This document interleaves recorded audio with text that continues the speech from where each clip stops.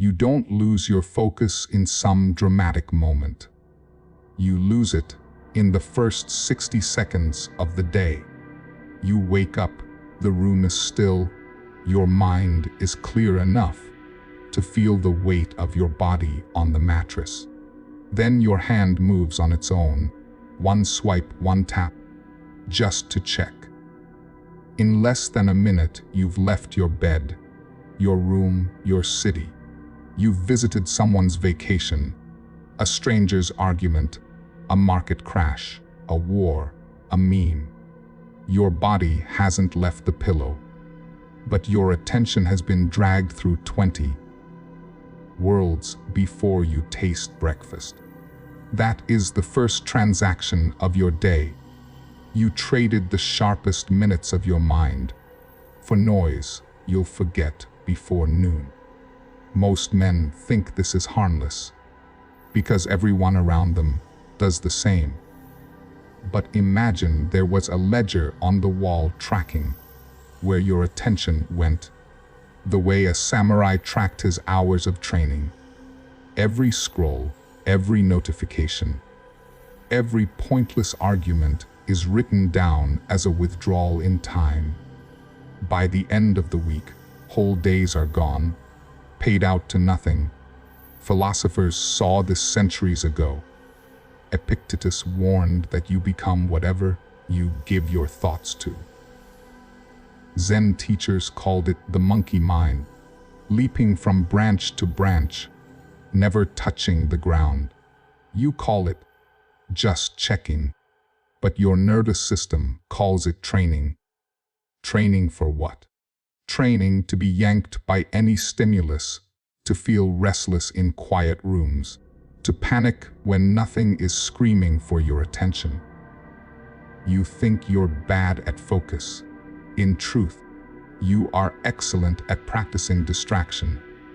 Until you see the cost clearly, this will feel normal, and you'll keep selling pieces of your life for moments you barely remember.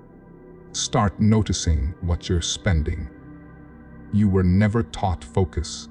You were marketed a feeling. The advice sounds inspiring. Find your passion, stay motivated, raise your dopamine, get into flow.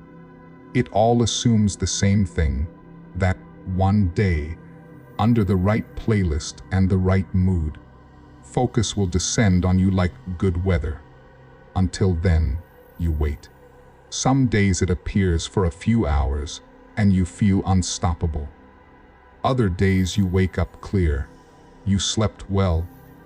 You even want to work, and your mind still moves like wet concrete. If you believe this story, you call it a bad focus day, shrug, and hand the day away. But look at what that belief quietly does to you. If focus is a mood, then you are a passenger. Your work, your training, your study, the projects that could change your life, all depend on something mysterious visiting you. Ask yourself, would any serious warrior or ruler gamble his survival on whether he felt in the zone? That morning, Musashi did not wait to feel aligned before stepping into a duel. Marcus Aurelius did not scan his emotions to decide whether he would govern Rome that day. For them, attention was not a vibe, it was duty. The modern lie is attractive because it removes responsibility. I just can't focus today feels softer than I chose not to direct my mind today. One sounds like a diagnosis. The other sounds like weakness. Philosophers rejected the first sentence. They acted as if you are answerable for what you continuously allow into your awareness. The longer you keep this lie, the more you train yourself to believe you are at the mercy of your chemistry instead of its commander. A man who believes that never discovers what his mind can do when focus becomes true duty. You don't live in the same world as the man sitting next to you on the train. You share a city, a language, maybe even a job title. But internally, you habit different universes built from what you pay attention to. A man who starts and ends every day refreshing market news lives inside a world of fear, greed, and threat. Another man who spends those hours under a barbell or over a difficult book lives in a world made of effort, cause and effect, small but compounding improvements. The external streets are identical. The psychological countries they walk through are not. Philosophers understood this instinctively and treated as law. What you attend to repeatedly becomes your world, and over time your character. The Stoics saw attention as a gatekeeper.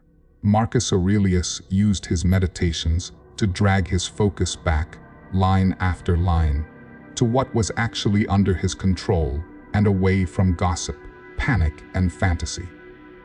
Zen went even further. Attention wasn't just important, it was reality itself. When you drink tea, just drink tea. No commentary, no rehearsal of old insults, no imaginary future. Your life is nothing but these single, pointed moments, stacked. Samurai culture turned the same principle into steel through Zanshin. The remaining mind that doesn't wander before the strike or drift afterwards, because a half-second of mental absence can mean a blade in your throat. None of these men were playing productivity games. They believed attention is how you choose what exists for you. You cannot think noble thoughts while feeding your mind trivial content all day. That is planting one seed while watering another. You are not a man who simply has focus or doesn't. You are a man who either takes responsibility for the world he lives in mentally, or hands that power to Hoover designs the loudest stimulation. Once you grasp this, there is a quieter hidden battle still to confront. You say you want focus, but look at how you defend the very things that destroy it. You tell your friends you're trying to stay off social media, yet the apps remain on your phone, tucked safely into a folder, just in case. You complain that YouTube ruins your nights, but you leave autoplay on and let the algorithm decide how your evening ends. You talk about deep work as if it's a destiny, yet your phone still sits on the desk, screen up, because what if someone needs you? This isn't stupidity. It is self-protection. Distraction is not only entertainment, it is anesthesia. It keeps you from sitting unmedicated with the truth about your current life. Seneca wrote about people who flee themselves, filling their days with spectacles to avoid looking inward. Zen teachers called business the most socially acceptable way to avoid waking up. Part of you does want focus, because you are tired of feeling weak and scattered. But another part of you wants a trapdoor out of every difficult moment, because it is terrified of what you'll see if you actually concentrate on your own reality with no escape nearby. As long as those two parts fight in the dark, you will keep blaming motivation or ADHD while quietly rebuilding the same cage you swear you want to escape. I am not saying this to shame you, but to make the choice visible. You are not failing at focus by accident. You are choosing a form of protection that costs you your life. Once you accept that, you become ready for a structure that makes focus less about willpower and more about how a thinker lives. Right now, focus, might still sound like a blur, less scrolling, more work, fewer tabs, more discipline. Philosophers treated it with far more precision. They built a structure under their attention. I call it the philosopher's focus triangle. Every serious thinker, warrior, or artist you admire stood on it, even if they never named it. The 3 points are simple to understand and difficult to live: selection, presence. Vow selection is your power to decide what does not get in. Musashi's command, "Do nothing which is of no use," was not about efficiency, it was about survival. Every unnecessary thought, conversation, or impulse is an opening in your guard. The Stoics practiced the same art when they refused to waste attention on gossip or spectacle. Zen monks trained it by turning away from fantasies and coming back to breath, floor, bowl, reality as it is, not as their cravings wanted it to be. Presence is what you do with what you've allowed in. It is the ability to give full awareness to one chosen thing. Picture the precision of a tea ceremony or Musashi painting with the same absorption he brought to combat, or Marcus bent over his journal, writing lines to himself with no audience in mind. No split screen, no background noise. Just one reality, fully inhabited. Vow is the point modern people almost never touch. It is the identity-level commitment about what your attention is for. Samurai swore their life to a lord or a code, and their focus followed that oath. Philosophers devoted their mind to truth rather than comfort. Most men occasionally stumble into presence when a deadline frightens them. They rarely train selection, and they have no vow beyond, "I want to feel better."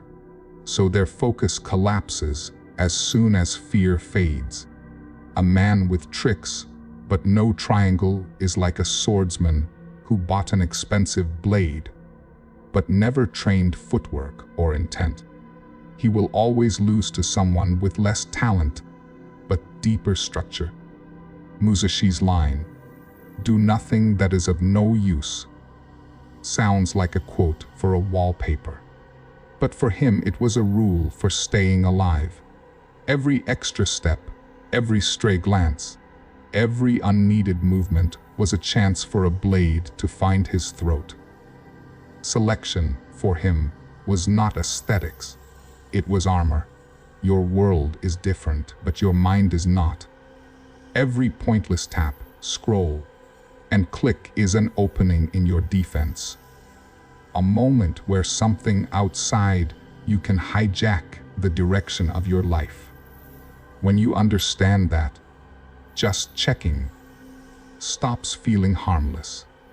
The way you train selection is not by downloading another blocker, but by deliberately starving your distractions. Think of it as mental fasting. Samurai, monks, and even Stoics would abstain from food, comfort, or speech to reset their relationship to it. You do the same with stimulation. You create windows in your day where nothing is allowed in, no feeds, no messages, no background sound. In that small slice of time, the only things permitted inside your awareness are the task in front of you and the rhythm of your breathing. To make this real, choose 1 or 2 attention sinks for the next 7 days and put them behind a hard wall. Maybe it is shorts, infinite scrolling, or opening your phone in bed. Treat these like poison in that window. Then, claim a tiny, focused dojo in your environment, a particular table, a corner of a library, even a single chair, where nothing trivial is allowed to follow you. When you sit there, you are no longer a consumer, You are on duty. You are not becoming a monk. You are proving to your nervous system that you can close the gate and survive. Those first small refusals are what make selection real, and once the gate holds, presence finally has somewhere to exist. Selection builds the walls of your attention. Presence decides how you live inside them. The samurai word for this was zanshin, the remaining mind. In archery, zanshin means you are there before the shot, during the shot, and after the shot. You are not fantasizing about hitting the target. You are the stance, the draw, the breath, the release, and the stillness that follows. Marcus Aurelius practiced the same thing at a desk instead of a dojo. He did not sit there thinking, "I must focus today." He simply wrote the next line, then the next, and refused to let his awareness wander away from the work of ruling himself. Presence is not mystical. It is brutal refusal.